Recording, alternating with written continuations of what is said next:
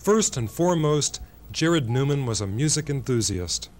Although he was not a professional musician, his knowledge of music was so great that he earned the respect and friendship of some of the world's finest musicians.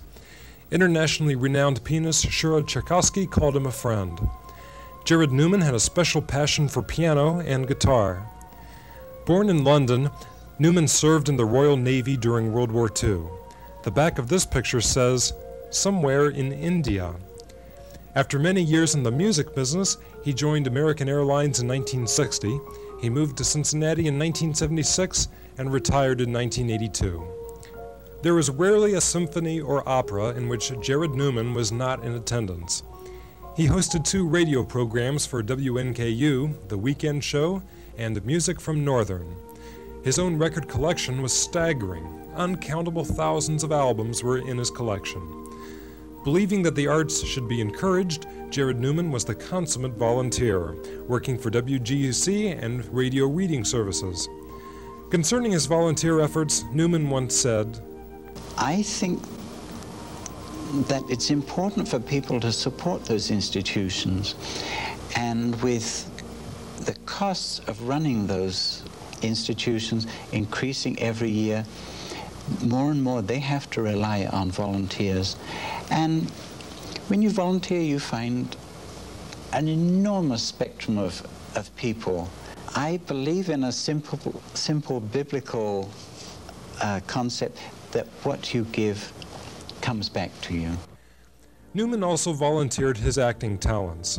This year at CCM, he appeared in numerous roles at the University of Cincinnati. He also appeared in several murder games at the Netherland Hotel, often as a villain. Gerard Newman's first GCN appearance was when he was 62. Cast against type, he played the consummate villain. Pretty soon, all the queers in this world will be quarantined, and it'll be thanks to the Georgia Vice. Well, how are they going to do that? Spy through everyone's windows? It sounds pretty damn criminal to me.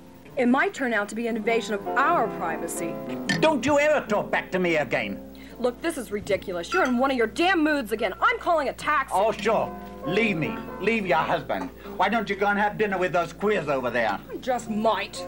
Luckily for GCN, audiences saw Newman perform much more to type during the past 2 years. Wanting to help, he occasionally did the news and the calendar of events in Norma Jean's absence. He appeared in drag as a character he created himself, Elsie Fenton. Well, I've been a fan of yours ever since you started in motion pictures.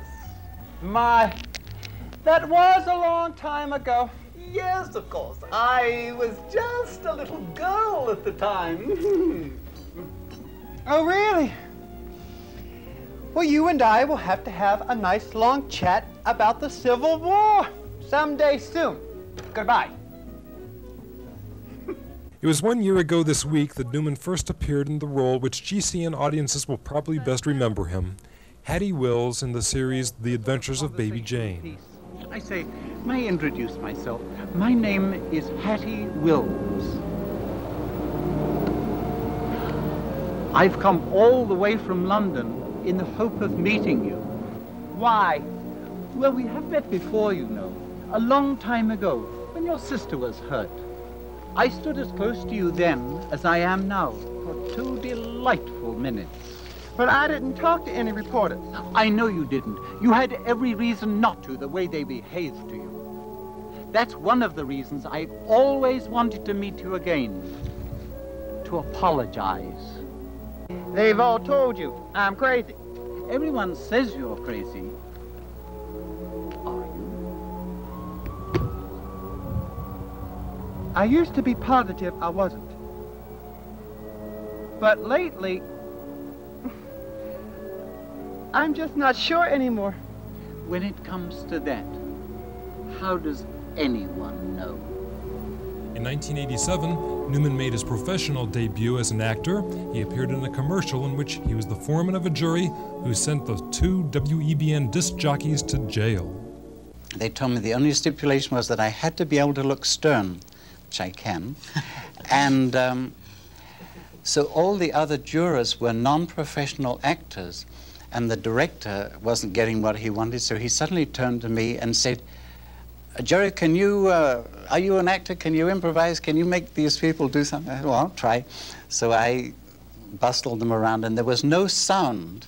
And he said, you can say anything you like. So I screamed and yelled at them, and he seemed to get what he wanted. And by the time I'd finished, the whole crowd from the court had gathered around the door of the jury room, and I got a round of applause. And so then the director said, I'm going to put you in a different position in the jury box. So I got the #1 position. So I got the line.